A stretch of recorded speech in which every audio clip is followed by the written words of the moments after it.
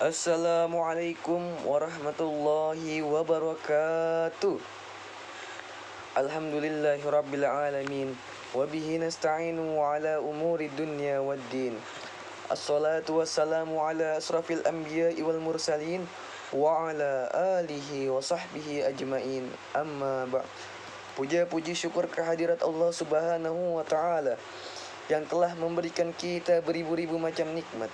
Salah satunya nikmat iman, nikmat sehat, dan juga nikmat panjang umur. Salawat serta salam tak lupa kita haturkan kepada junjungan Nabi besar Muhammad sallallahu alaihi wasallam, alladzi qad akhrajan nas minaz zulumati ilan nur, yang telah menuntun kita, yang telah membimbing kita dari zaman kegelapan sampai zaman terang menderang seperti sekarang ini. Sekarang izinkan saya untuk membahas tentang kematian. Kematian adalah sebuah misteri yang waktunya itu sangat dirahasiakan oleh Allah Subhanahu wa taala. Namun kedatangannya adalah sebuah kepastian yang sangat mutlak dan pasti terjadi. Seringkali manusia terlena dengan kenikmatan dunia hingga lupa bahwa setiap detik yang berlalu mendekatkan dirinya pada pintu kematian. Tidak ada benteng yang mampu menghalangi malaikat maut ketika janji Allah telah tiba, baik itu bagi orang kaya maupun bagi orang miskin, baik yang tua maupun yang muda, ataupun mereka yang tinggal di istana yang megah maupun mereka yang tinggal di gubuk derita. Allah Subhanahu wa taala berfirman dalam surah Ali Imran ayat 185. Bismillahirrahmanirrahim. Kullu nafsin dha'iqatul maut wa innama tuwaffawna ujurakum yawmal qiyamah. Faman zuhzi'a 'anil nari wa udkhilal jannata faqad faz. وَمَا الْحَيَاةُ الدُّنْيَا إِلَّا مَتَاعُ الْغُرُورِ. Yang artinya, tiap-tiap yang berjiwa akan merasakan mati, dan sesungguhnya pada hari kiamat sajalah disempurnakan pahalamu. Barang siapa dijauhkan dari neraka dan dimasukkan ke dalam surga, maka sungguh ia orang yang beruntung. Kehidupan dunia itu tidak lain hanyalah kesenangan yang memperdayakan. Ayat di atas menjadi pondasi utama dalam setiap renungan ketika kita membahas kematian. Ia mengingatkan bahwa kesuksesan sejati bukanlah harta yang berlimpah, bukanlah harta yang menumpuk, melainkan keselamatan dari api neraka dan ganjaran surga di akhirat kelak.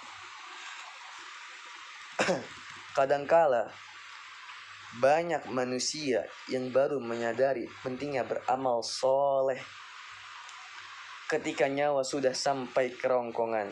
Pada saat itu, segala permohonan untuk dikembalikan ke dunia guna bersedekah dan beribadah tidaklah akan lagi dikabulkan. Dalam surah Al-Munafikun, Allah berfirman, yang artinya, dan belanjakanlah sebagian dari apa yang telah kami berikan kepadamu sebelum datang kematian kepada salah seorang di antara kamu. Lalu ia berkata, Ya Rabb, mengapa engkau tidak menangguhkan kematianku sampai waktu yang dekat, yang menyebabkan aku tidak dapat bersedekah, yang menyebabkan aku dapat bersedekah, dan aku termasuk orang-orang yang soleh. Dalam ayat ini kita belajar untuk tidak menunda-nunda amal soleh ketika kita masih hidup. Kita tidak menyanyiakan waktu untuk bersedekah. Padahal kita tahu ajal bisa menyebut kita kapan saja tanpa permisi. Oleh karena itu, sebelum kita menghadapi kematian, kita harus menyiapkan bekal sebaik mungkin untuk menghadapi kematian.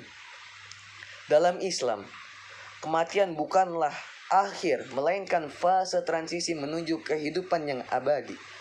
Oleh karena itu, bekal yang dibawa haruslah bekal yang tahan lama dan bernilai di mata Allah Subhanahu wa taala. Rasulullah Shallallahu Alaihi Wasallam memberikan panduan yang jelas mengenai investasi akhirat yang tidak akan terputus pahalanya meskipun seseorang telah meninggal dunia. Dari Abu Hurairah radhiyallahu anhu, ia berkata bahwa Rasulullah Shallallahu alaihi wasallam bersabda, "Jika seseorang meninggal dunia, maka terputuslah amalnya kecuali 3 perkara, yaitu sedekah jariyah, yang kedua ilmu yang dimanfaatkan, dan yang ketiga doa anak yang soleh." Hadis riwayat Muslim. Yang pertama, adapun sedekah jariyah, ini adalah harta yang dibelanjakan kita untuk berjuang di jalan Allah Subhanahu wa taala, yang manfaatnya terus dirasakan oleh orang lain, seperti membangun masjid, membangun sumur untuk umum, membangun sekolahan. Sebagai fasilitas tersebut yang digunakan untuk kebaikan, yang dimana pahalanya akan terus mengalir kepada pewakafnya di alam kubur. Yang kedua, ada ilmu yang bermanfaat, ilmu yang diajarkan kepada orang lain, baik itu ilmu agama maupun ilmu dunia yang membawa kemaslahatan, akan menjadi cahaya penerang bagi pemiliknya. Mengajarkan satu ayat Al-Quran, bahkan satu huruf pun, satu keterampilan apapun, asalkan positif kepada orang lain, adalah investasi abadi ketika di akhirat kelak. Yang ketiga, ada doa anak yang soleh. Mendidik anak menjadi pribadi yang baik, pribadi yang taat beragama, adalah proyek seumur hidup yang paling berharga. Doa tulus dari anak yang soleh adalah salah satu paling diminati, paling dinanti oleh orang tua di alam barzakh. Oke, sebagai penutup dari pembahasan ini, marilah kita jadikan kematian sebagai nasihat terbaik. Kafa bil mauti wa idha. Mengingat kematian bukanlah untuk membuat kita pesimis atau meninggalkan urusan dunia, akan tetapi melainkan agar kita lebih bijak dalam mengisi waktu. Jadikan setiap detik demi detik, menit demi detik sebagai sarana menanam benih kebaikan yang ada kita panen di yaumil akhir kelak. Semoga kita semua termasuk dalam golongan hamba Allah yang diberikan taufik dan hidayahnya untuk beramal soleh hingga akhir ayat, dan dipanggil pulang dalam keadaan husnul khatimah. Amin amin ya rabbal alamin. Kurang lebihnya mohon maaf. Wabillahi taufiq wal hidayah. Wassalamualaikum warahmatullahi wabarakatuh.